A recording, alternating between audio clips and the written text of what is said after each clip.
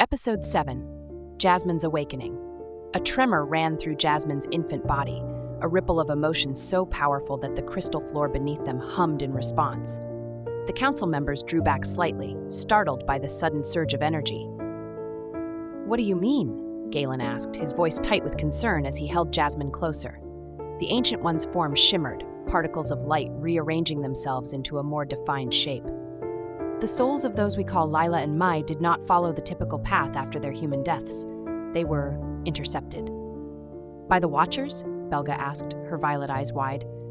"Yes," the Ancient One confirmed. And like Jasmine, they were brought across the veil.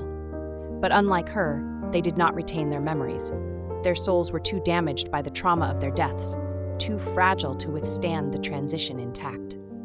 Jasmine felt a crushing disappointment, followed immediately by a fierce determination. Through her bond with Lyra, she projected a single thought. "Where are they now?" Lyra voiced the question aloud, and the council exchanged glances once more. "The souls you knew as your sisters have been reborn in Athoria," the Void Counselor said, their voice echoing with both distance and proximity. "But without their memories, they would not recognize you, nor you them."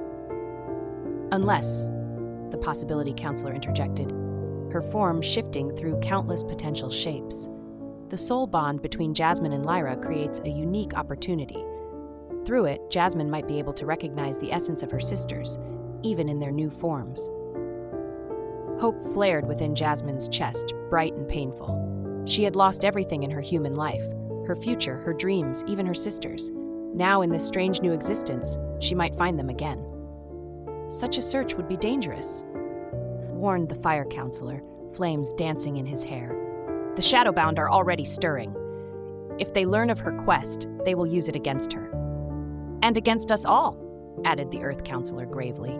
The Central Ancient One raised a hand, silencing the debate. The choice must be hers. She turned her luminous gaze to Jasmine. "Child of two worlds, you stand at a crossroads. You may choose to embrace your new life fully, accepting the loss of your past.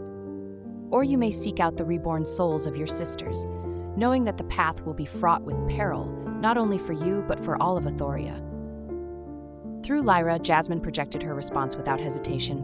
"I will find them." A solemn silence fell over the council chamber. Finally, the Central Ancient One nodded. "So be it. The prophecy unfolds as it must." "What of her training?" Galen asked. "She's still developing, both physically and in her understanding of our ways." "Her growth is accelerated," the Water Counselor observed, her fluid form rippling thoughtfully. "The soul bond with Lyra has already enhanced her development beyond what we would expect of a human-born child. Within a year of our time, she will have the physical capabilities of a young adult by human standards." "And her magical abilities?" asked the Fire Counselor. Galen stepped forward. "Already manifesting. Last night, her cradle was floating 3 feet above the floor when we checked on her. She appears to have a natural affinity for dimensional magic, like myself." Belga nodded in agreement. "And something else, something I've never seen before. When she dreams, she creates echoes, phantom images of her previous life that materialize briefly before dissipating." The council members murmured among themselves, their voices creating a harmonic resonance that filled the chamber. Finally, the Central Ancient One spoke again. "The twice-born child will require guidance beyond what even you, Master Galen, can provide. Each counselor will assign a mentor in their respective domains. She must learn not only to control her developing abilities, but to understand the responsibility they carry." "And what of the Shadowbound?" Belga asked, concern evident in her melodic voice. "They must not learn of her quest," the Void Counselor stated firmly. "Saryx has spies everywhere. The knowledge that the sisters' souls are in Athoria would give him leverage he must never possess." The Ancient One nodded gravely. "From this day forward, the true nature of Jasmine's search must remain known only to those in this chamber. To the rest of Athoria, she is simply an extraordinary child being trained in the magical arts." "And to the Shadowbound," added the Possibility Counselor, "she must appear to be nothing more than a curiosity, a human soul that crossed the veil through unusual circumstances." Jasmine absorbed all of this, her infant mind working to process the enormity of what she had learned. Her sisters were here, somewhere in this vast magical realm. She would find them no matter what it took. As if sensing her determination, Lyra squeezed her hand. "We'll find them together," she promised through their bond. Sisters help sisters. The council session concluded with a formal blessing, each member contributing a small portion of their essence to create a protective ward around Jasmine. The energy settled over her like a second skin, invisible but tangible to her developing magical senses. As they left the crystal spire, Jasmine looked out over the sprawling beauty of Athoria, seeing it with new eyes. Somewhere in this realm, Lila and May existed, reborn into new lives, and she would find them. The journey home was quiet, each family member lost in their own thoughts. When they reached their dwelling, Galen placed Jasmine in her cradle, which now seemed too small for her rapidly developing form. He said with uncharacteristic gentleness, "We begin your true training. The council has spoken, and your path is set." His star-flecked hair seemed to shimmer with suppressed emotion. "I want you to know that whatever happens, whatever you discover about your sisters, you are our daughter now. Nothing will change that." Belga joined him, her violet eyes luminous with unshed tears. "Rest now, little one. The days ahead will demand all your strength." As her parents left the room, Jasmine lay awake, staring at the ceiling where patterns of light danced like living constellations. Through the window, she could see the moons of Athoria casting their multicolored glow across the landscape, so different from Earth's single, pale satellite, yet beautiful in their own alien way. "Are you afraid?" Lyra's thought drifted into her mind.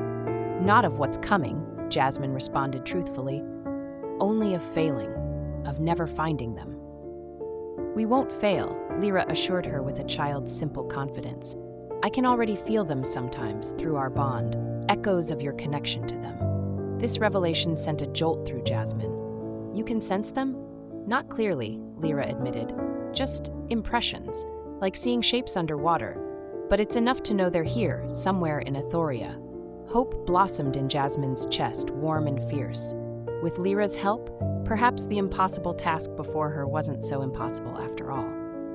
Sleep eventually claimed her, and as she drifted into dreams, phantom images began to materialize around her cradle. Ghostly reflections of her human life. Lila's laugh, May's serious expression as she read a book, the small kitchen where they had huddled together for warmth and comfort.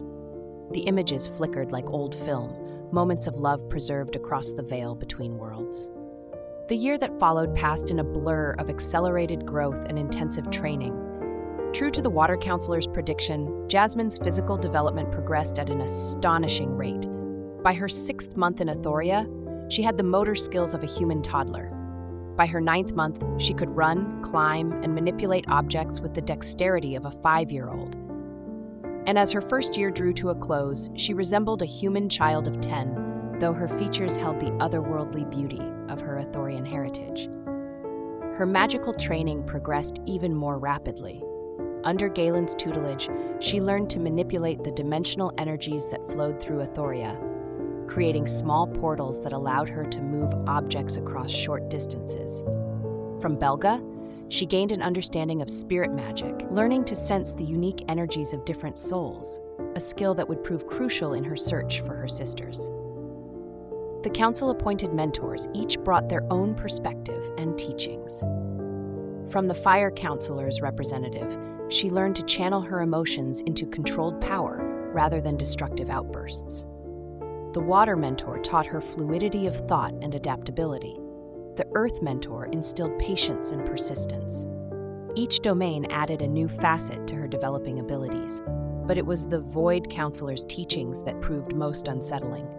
The Void Mentor, a being named Nyx, whose form seemed to absorb light rather than emit it, taught Jasmine to sense the spaces between spaces, the shadow pathways that connected different parts of Athoria. The Shadowbound use these paths, Nyx explained during one particularly intense session. To understand your enemy, you must understand their methods. "Are they truly enemies?" Jasmine asked, her voice now clear and articulate despite her relatively young age. "Or just different?" Nyx's expression shifted, darkness swirling across features that never quite remained stable. An insightful question. The Shadowbound were once Athorians like us, but they chose to embrace the darker aspects of existence, entropy, chaos, destruction. They believe these forces are necessary for creation. "Aren't they?" Jasmine pressed. Her human life had taught her that darkness and light often existed side by side. In balance, yes, Nyx conceded. But Syrinx and his followers seek to tip that balance. They believe the barriers between realms, including the ones separating Earth from Athoria, should be eliminated completely. What would happen if they succeeded? Nyx's form seemed to contract slightly. Chaos. The human realm isn't prepared for direct contact with magical dimensions, and other, darker realms would gain access to Earth as well. Billions would die in the resulting upheaval. Throughout these lessons, Lyra remained by Jasmine's side, their soul bond growing stronger with each passing day. Though chronologically 5 years older, Lyra's physical development was now matched by Jasmine's accelerated growth, making them appear like twins to outside observers. "I felt something yesterday," Lyra confided one evening as they practiced manipulating light crystals in their shared chamber. "Through our bond, a resonance." Jasmine's heart quickened. "Like the echoes you mentioned before? Of my sisters?" Lyra nodded, her silver lavender hair catching the light. "Stronger this time. I think one of them was nearby, perhaps in the eastern quadrant of the city." "We should go there," Jasmine said immediately, rising to her feet. Lyra caught her arm. "Not yet. We're still being watched too closely. The Council has spies everywhere, and so does Syrinx. We need to be patient." Patience had never been Jasmine's strong suit in either of her lives, but she recognized the wisdom in Lyra.